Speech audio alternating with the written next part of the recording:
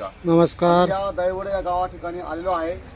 तर आपल्याला भुवास्त्र सुपर आता जे आहेत भगवान सोनवणे सर हे तुम्हाला भुवास्त्र जमिनीमध्ये कसं द्यायचं ते तुम्हाला सांगणार आहेत. सर भुवास्त्र घ्या हातामध्ये.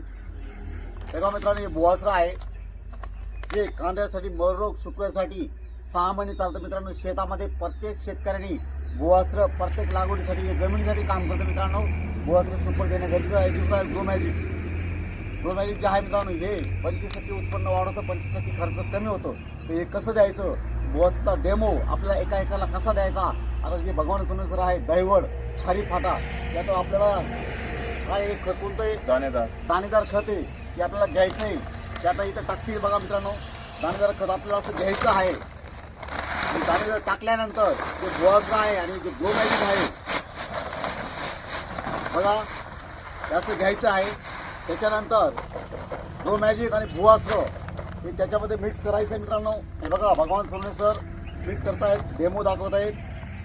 तर पूर्ण मिक्स करून हे 50 किलो आपण घेतलेले दाणेदार कांद्यासाठी काय नाव आहे त्याचं भुवास्त्र आणि दुसरं हे जे आहे काय दाणेदार कांदा स्पेशल दाणेदार कांदा स्पेशल आहे त्याच्यामध्ये मी मिक्स केला आहे. दुसरा ग्रोमॅजिक आहे मित्रांनो.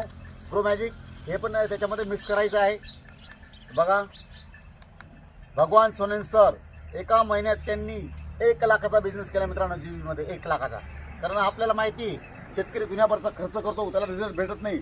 मररोग सुकण्यासाठी भुवास्त्र सुपर एकच नंबर मित्रांनो.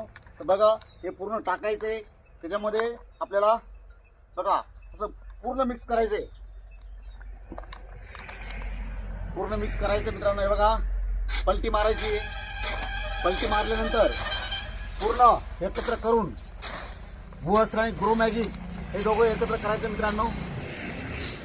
पूर्ण मिक्स केल्यानंतर आपल्याला जो ग्रोमॅजिक आहे भुवास्त्र आहे पूर्ण मिक्स करायचं. आपण मातीमध्ये बी देऊ शकतो, 42 मध्ये देऊ शकतो, 15,000 मध्ये दाणेदार कांदा स्पेशलमध्ये देऊ शकतो, फॉस्फेटमध्ये देऊ शकतो.